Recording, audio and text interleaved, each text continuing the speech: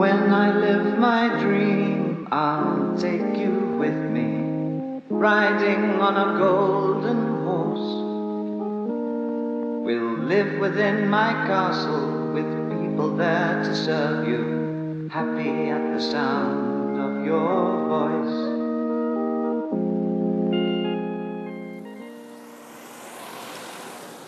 I'm standing outside 39 Manchester Street, a fine terraced row like many others you'll find here in the heart of London. However, in the late 1960s, someone rather special took up lodgings in this fairly unremarkable Marylebone house. That person, of course, was none other than the young David Bowie.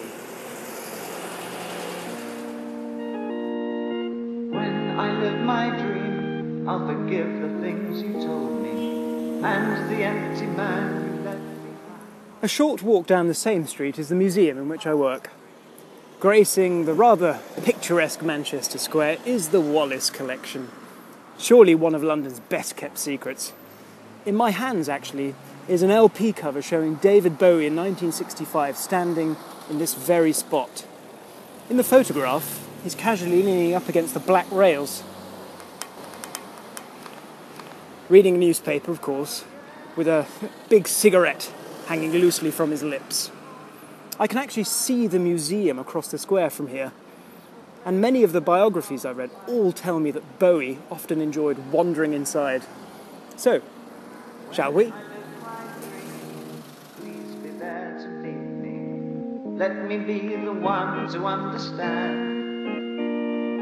When I live my dream, I'll forget the hurt you gave me. Then we can live in our new land.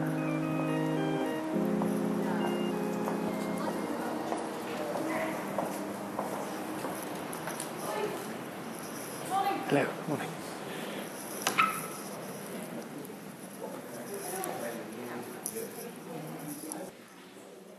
So, here we are.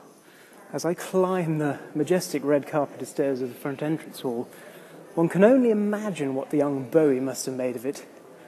Although I can't list off his favourite works to you, I can certainly have a good go at guessing what they may have been.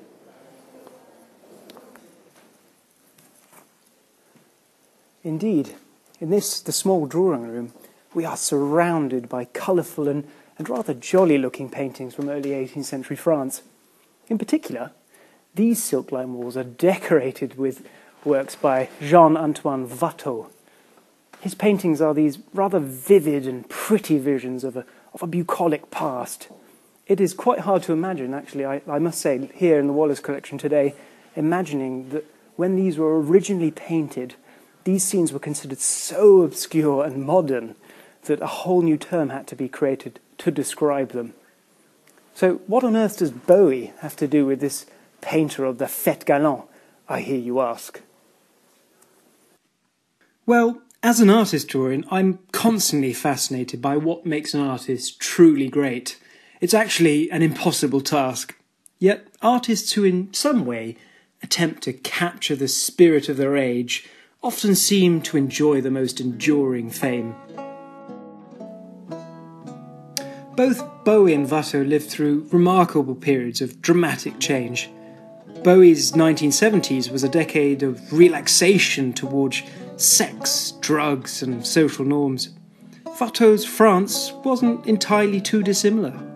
After the death of King Louis XIV in 1715, a monarch who held a really ruthless control of the arts, well, France was experiencing an explosion of exciting artistic creativity and economic growth.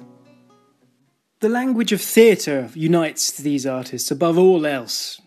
Indeed, both artists use theatrical characters in their art to explore the prevalent questions of their day. The Commedia dell'arte, an Italian art form, uses stock characters which are placed in improvised scenarios on any given theme. For example, in many of these paintings by Watteau and his followers, we can identify a multitude of different characters, all by their fancy costumes. These paintings share more with Bowie's music than you might imagine. Not that many people know that Bowie actually started off his career as a fairly mediocre singer-songwriter. many years before Ziggy Stardust landed on Earth. In fact, in the late 1960s, Bowie underwent a transformative experience.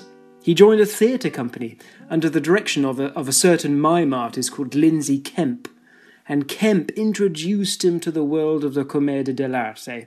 He was the first to really encourage Bowie to get dressed up in costumes and get dressed up in makeup and improvise these sketches.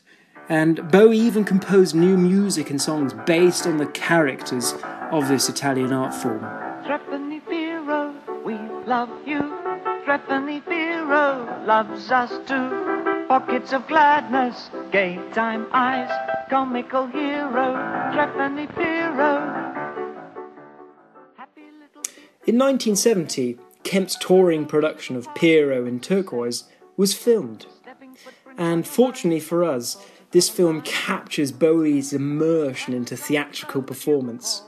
Piero, the sad clown, who is often represented in a way as the embodiment of artistic melancholy, is a principal character of the film. Bowie often identified himself directly with Piero, and Watteau too placed the sad clown at the centre of his own most recognised work, a painting which of course now hangs in the Louvre in Paris. And in Watteau's canvas we find Piero standing alone, very much a loner in fact, with his baggy white clothes, truly dejected from the commotion going on behind him. For a long time, of course, this particular painting had often been taken as a self-portrait of Watteau, a man and a painter who is sometimes described as cutting a rather melancholy and morose figure. To tap his feet to greet dear Harlequin, the hearts of both so keenly hard to win. A patchwork frame of tears and wine, the nectar for cruel Columbine. A proud the three and leave the stage forlorn. The puppets cold, their faces sad and drawn. Relive each trial of rise and fall, the love which lacks between us all. Threepenny Piero, we love you. Threepenny Piero. Watteau often used characters from La Commedia dell'arte to explore the prevalent social questions of his day. In fact, most of these, of course, relate to social etiquette. In this small jewel-like painting called Voulez-vous triompher de belle, or said in English, Do you want to conquer beautiful women, we see two such characters sitting in a dark woodland. The gentleman, of course, is dressed in this rather strange, multicoloured, checkered clothing.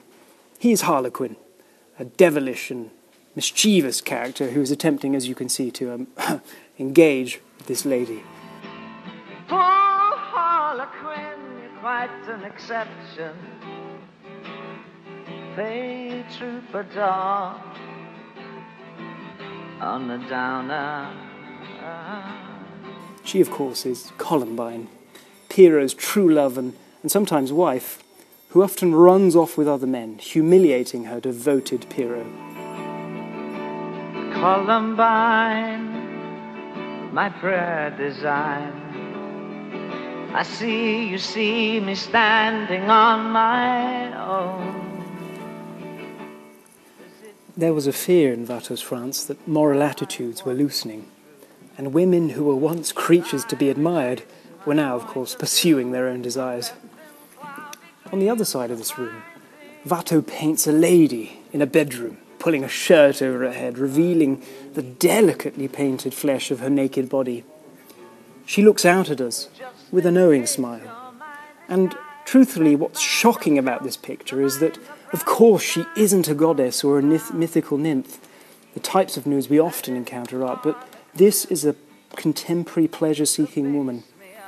If we think back to some of Bowie's most famous songs like Suffragette City, Jean Genie and China Girl, it is perhaps no surprise that the seductive powers of women in his music are often likened to drug addiction.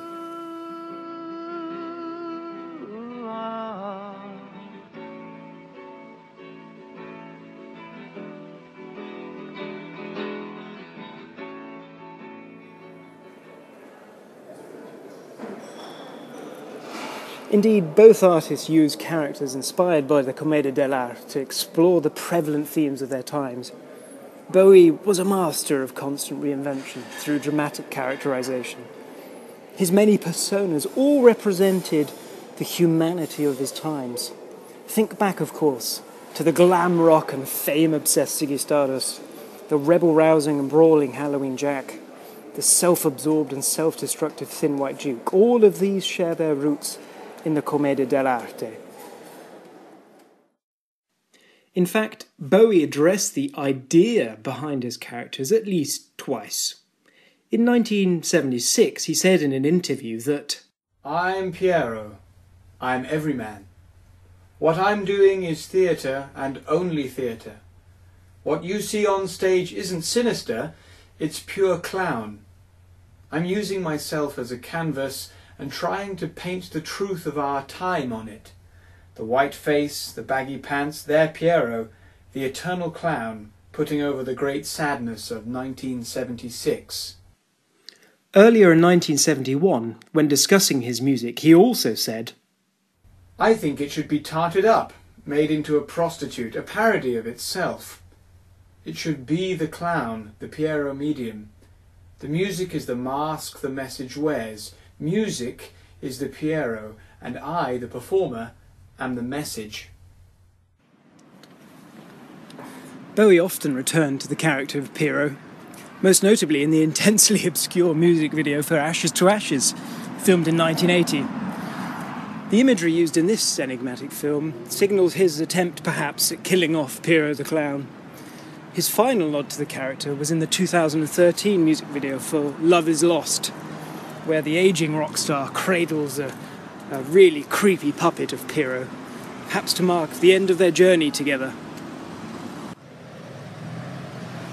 Despite Watteau's premature death at the age of 36, his paintings had a long afterlife, which spanned centuries.